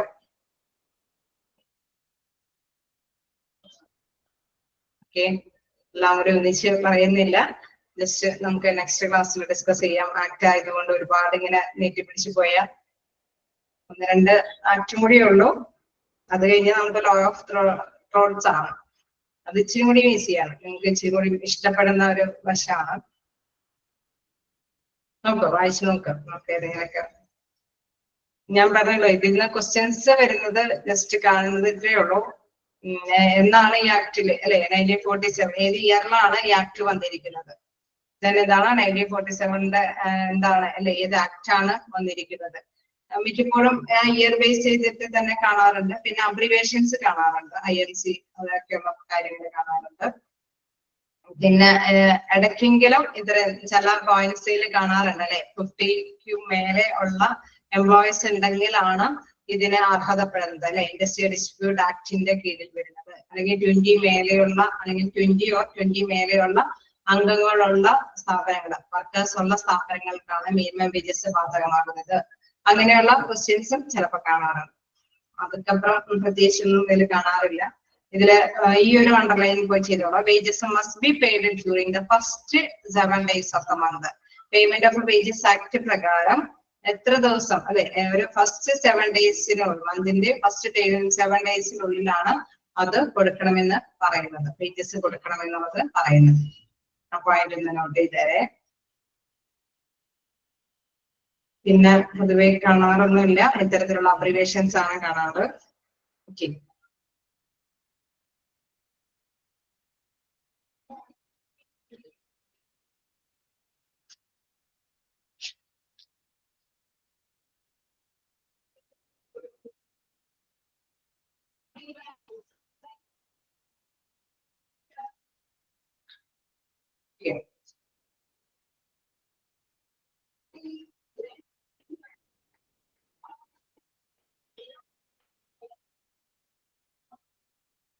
ലോ ഓഫ് തോട്ട്സ് വരെ എത്തിച്ചു നിർത്തിയാലോ? ഫാർമസി ആക്ട് ഒന്ന് എടുക്കട്ടെ എന്നാ, കുഴപ്പമുണ്ടാവോ? നെക്സ്റ്റ് ഡേ മതിയോ? പ്രത്യേകിച്ചൊന്നും കൂടുതലായിട്ടൊന്നും പഠിക്കാനില്ല, അതിനുള്ളിൽ പറയുന്നത് എന്തോ അത് മനസ്സിലാക്കി വെക്കാം. ഇത്രേ ഉള്ളൂ. കുറച്ച് നമുക്കറിയാം, ഈ ആക്ടിങ്ങിനെ നമ്മൾ എടുത്തു കഴിഞ്ഞാൽ മതി തന്നെയാ പറയുന്നത്. ആക്ടിങ് എടുത്തു കഴിഞ്ഞാൽ ഒരുപാട് നിയമവശങ്ങളൊക്കെ അതിനെ കുറിച്ചിട്ട് ഇങ്ങനെ വിവരിച്ചു വരും. കാരണം നമ്മളത് ബൈഹാർട്ട് അത് വായിച്ച് ഒരുപാട് മനസ്സിലാക്കി വരുമ്പോൾ നിങ്ങൾക്ക് ഒന്നുകൂടെ പോരടിക്കും. അതുകൊണ്ട് തന്നെ ഒരുപാട് മിനിമൈസ് ചെയ്ത് തന്നെ പറയാനായിട്ട് തന്നെ ഞങ്ങൾ ആഗ്രഹിക്കുന്നുള്ളൂ. PSIനെ കുറിച്ചിട്ടൊക്കെ ധാരാളം കാര്യങ്ങളൊക്കെ ഉണ്ട്. അപ്പൊ അതുമായി ബന്ധപ്പെട്ടൊക്കെ വരുമ്പോൾ ഒരുപാട് എക്സ്പ്ലനേഷൻസും ക്ലാസ്സുകളും വരെ നിങ്ങൾക്കാണെങ്കിലും പോരടിക്കും. ജസ്റ്റ് മനസ്സിലാക്കി പോവുക. ഇങ്ങനെയൊക്കെയുള്ള കാര്യങ്ങൾ ഹോസ്പിറ്റലിലെ ജീവനക്കാർക്കും അർഹതപ്പെട്ടിട്ടുണ്ട്. ഹോസ്പിറ്റലുകാരും അത് അല്ലെ മാനേജ്മെന്റ് തലത്തിലും അത് ഫോളോ ചെയ്യേണ്ടതായിട്ട് വരും. അല്ലെങ്കിൽ ഇനി എന്തെങ്കിലും ഇഷ്യൂസുകൾ വരുമ്പോൾ അവർക്ക് കോടതിയെ നേരിടേണ്ടതായിട്ട്, ഫേസ് ചെയ്യേണ്ടതായിട്ട് വരുമെന്നുള്ളത്. ഇപ്പൊ ഹോസ്പിറ്റൽ ആയതുകൊണ്ട് തന്നെയാണ് ഫാർമസി അല്ലെ, അവിടെ ഫാർമസിക്കായിട്ട് ആവശ്യമായിട്ടുള്ള നിയമങ്ങളൊക്കെ ഫോളോ ചെയ്യണം. നഴ്സിംഗ് കൗൺസിൽ അല്ലെ, അവിടെയുള്ള എല്ലാ നഴ്സുമാർക്കും നമുക്കറിയാം, വർക്ക് ചെയ്യുന്ന നഴ്സുമാരൊക്കെ സർട്ടിഫിക്കറ്റ് ഒന്നും ഇല്ലാത്ത നഴ്സുമാരൊക്കെ അവിടെ വർക്ക് ചെയ്യിപ്പിച്ചുകൊണ്ട് എന്തെങ്കിലും അല്ലെ ഒബ്ജക്ഷൻസ് വന്നു കഴിഞ്ഞാൽ തീർച്ചയായിട്ടും അവിടെ കോടതിയിലും ഹോസ്പിറ്റലിലും ഒരു പ്രതി തന്നെയാണ് അല്ലെ. അവർക്ക് കൃത്യമായിട്ടുള്ള സർട്ടിഫിക്കറ്റ് ആണോ എന്ന് ഉറപ്പുവരുത്തേണ്ടതാണ്. അതുകൊണ്ട് തന്നെയാണ് പറയുന്നത്, സ്റ്റാൻഡേർഡ് ഫോളോ ചെയ്യുന്ന ആക്ടിന്റെ കീഴിൽ വരുന്ന സ്റ്റാൻഡേർഡ് അനുസരിച്ചിട്ടുള്ള എഡ്യൂക്കേഷൻ കിട്ടിയിരുന്നവരെ മാത്രമാണ് അവിടേക്ക് അല്ലെ അങ്ങനെയുള്ള രജിസ്ട്രേഷൻ ഒക്കെ ഉള്ള വ്യക്തികളെയാണ് അവിടേക്ക് അപ്പോയിന്റ്മെന്റ് ചെയ്യാൻ പറ്റും. അതുകൊണ്ട് ജസ്റ്റ് എല്ലാ കാര്യങ്ങളും ഹോസ്പിറ്റലിൽ കുറെ കാര്യങ്ങൾ അറിഞ്ഞു പോകേണ്ടതാണ് അല്ലെ. അഡ്മിനിസ്ട്രേറ്റീവ് പവറിലുള്ളവര് ഇത്തരത്തിലുള്ള ആക്ടും കാര്യങ്ങളൊക്കെ അറിഞ്ഞു പോകണം. അതനുസരിച്ചിട്ട് തന്നെ വ്യാപരിക്കേണ്ടതാണ്. ക്ലിയറാണോ?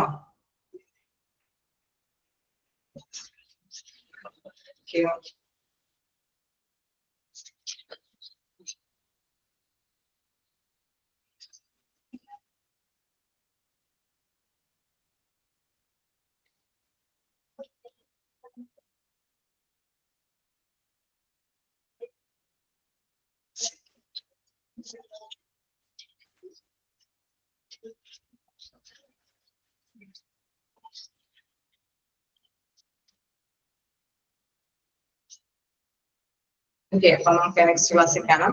Thank you. എന്തെങ്കിലും ഡൗട്ടുകൾ ഉണ്ടോ? ഉണ്ടാക്കിയിട്ടുണ്ട്.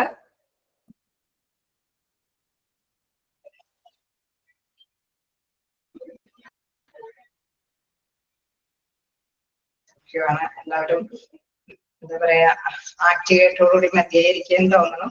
എനിവേ നമുക്കപ്പോ നെക്സ്റ്റ് ക്ലാസ്സിൽ കാണാം. Thank you. Thank you ma'am.